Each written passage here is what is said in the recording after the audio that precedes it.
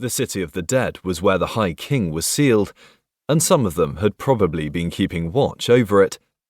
It wasn't surprising that they were coming to attack me.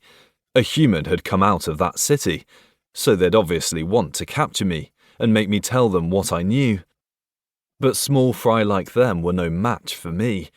I'd been trained by Blood, Mary, and Gus.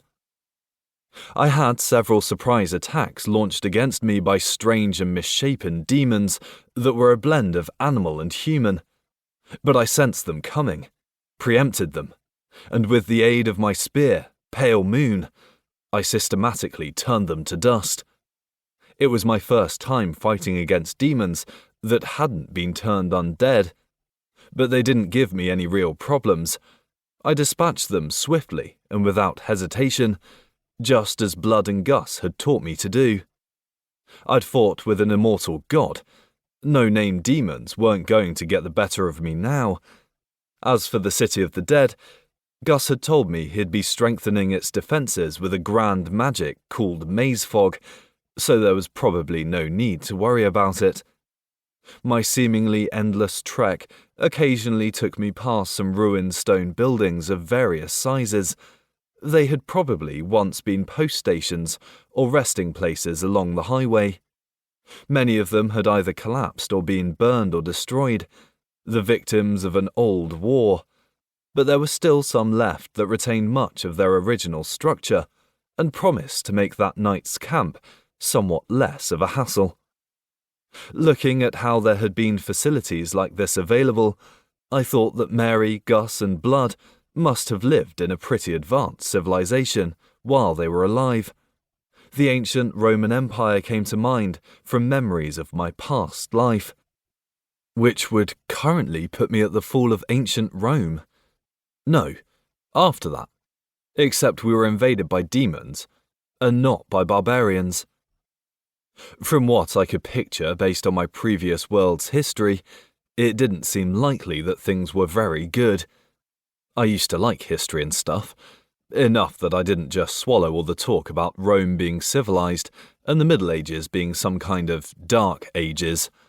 But even so, it's been a couple of centuries since then, and people still haven't come back here. That can't be a good sign. Can it? I was talking to myself again. This was what walking on your own for so long did to you, apparently. To keep from being bored, I'd also been singing to myself, but even with 2 worlds worth of songs to draw from, I was fast running out of material. I'd already gotten sick of the landscape around here too, but I looked around again just for the sake of it. To the right, and a reasonable distance from the main road, there was a pretty impressive river that must have been a few 100 meters wide. The area near it was an expanse of sparse shrubland. I could imagine that when the weather got warmer, those shrubs would grow taller, making it a lot more difficult to see across. The reason there were no big trees along the river was probably that they kept getting flooded out whenever the river swelled, so they weren't able to grow uninterrupted. Looking beyond the river, there was another expanse, this one of forest. Trees were covering the whole area. It was the same to my left, almost all trees. It was a completely virgin forest, dark and quiet, and pervaded by an atmosphere that felt, I don't know, forbidding. Like it demanded my respect. If I wandered carelessly into it, I would be constantly tripped up and forced to slow down, and if I lost my sense of direction inside, there would literally be no coming back. So I was avoiding it for now, only going in when I needed to search for firewood for camp, and even then, only as far as I had to. I was lucky to have this road right next to a source of water.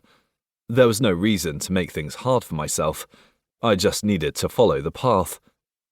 I walked a while longer, and the sun started to set. The road was leading me up a hill, and I couldn't tell what the situation was like beyond. I traipsed up it in silence. When at last the scenery came into view, it took my breath away. Wow. the ruins of a... To keep listening to this audiobook, I've left you a link in the description so you can do it, at no cost thanks to Audible's 30-day free trial.